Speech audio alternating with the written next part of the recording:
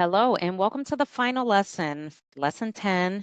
We're going to be talking about CT registry prep and career pathways. So let's get into this. All right. So of course, if you're new in CT or trying to get your competencies or, trying to get yourself prepared to sit for the CT registry, I'm going to give you kind of just an overview of some of the things for the registry exam. Now, I know preparing for this exam can be very stressful and overwhelming. It's completely normal, okay, to feel that way. I know when I was studying for the registry back in 2006, it was very stressful and overwhelming because I was a very new tech and it was a lot of information to grasp. And I can tell you, like CT boot camp and the CT programs that are out there nowadays, none of that existed back then. So we had a few books to learn from, and that was pretty much it. And then whoever was cross training you.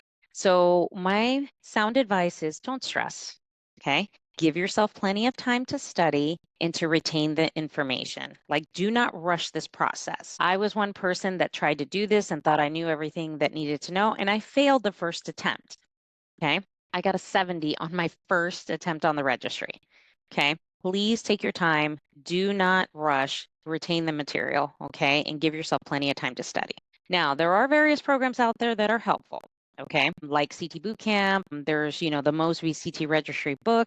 Now, what I highly recommend, and I always recommend this, and I know I have a TikTok video on this as well, okay? What I strongly recommend is I used 3 different resources. I used the Mosby's CT Registry Review, I used the MIC CT Registry Review, and I also used a sectional anatomy for imaging professionals book. Those are the 3 things that I use, and I passed the second time, no problem. Now, I will give you a little secret. If you study the materials off of the Mosby's and the MIC CT Registry Review, you will pass the test. And how do I know this? Because some of the questions on the registry come from these books. I spent 2 years on the CT committee at the ARRT, helping them just enhance, revise, and just improve the CT registry test. So that's how I know. I can't tell you what questions on there. I can just give you guidance on what I think you should study.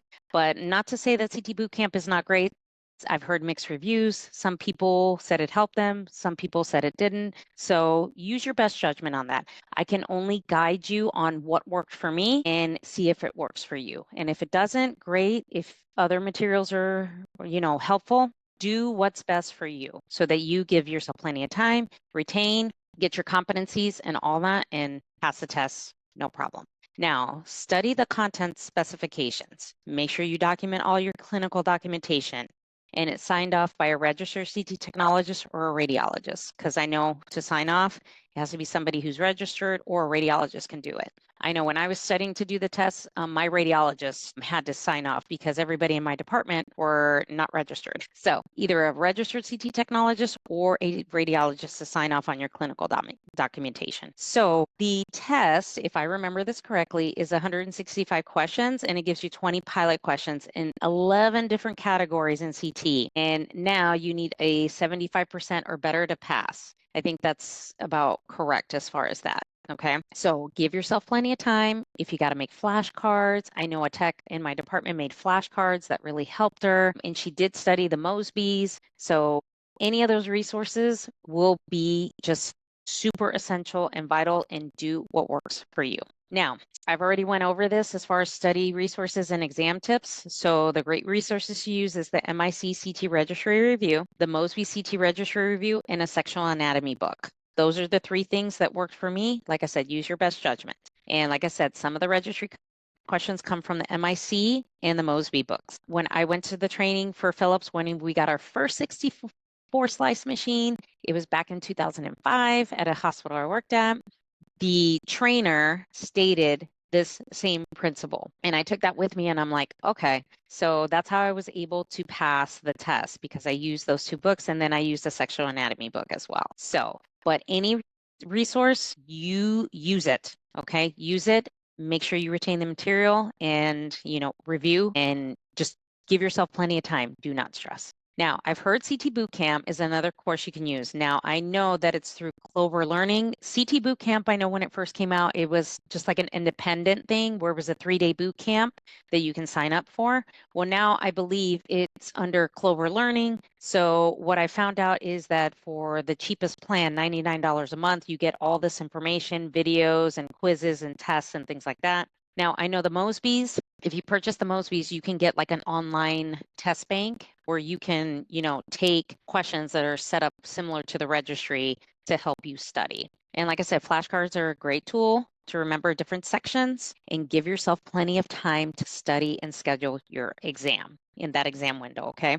Now, building confidence and efficiency as a tech. What I will stress is repetition, education, experience, and practice sets you up for success as a CT technologist. Remember, we want quality over quantity, okay? I know some places the volumes are ridiculous and you're working and it's patients are all over the place, but remember, quality over quantity, repetition, continuing education, experience, gaining that knowledge, and practice is going to set you up for success. One thing that I always highly recommend is always carry a notebook and write protocols, tips, things to remember when you're out there learning, because you never know when you're going to need it.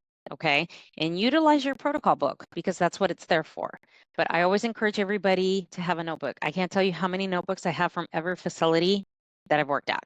There's a lot. Okay.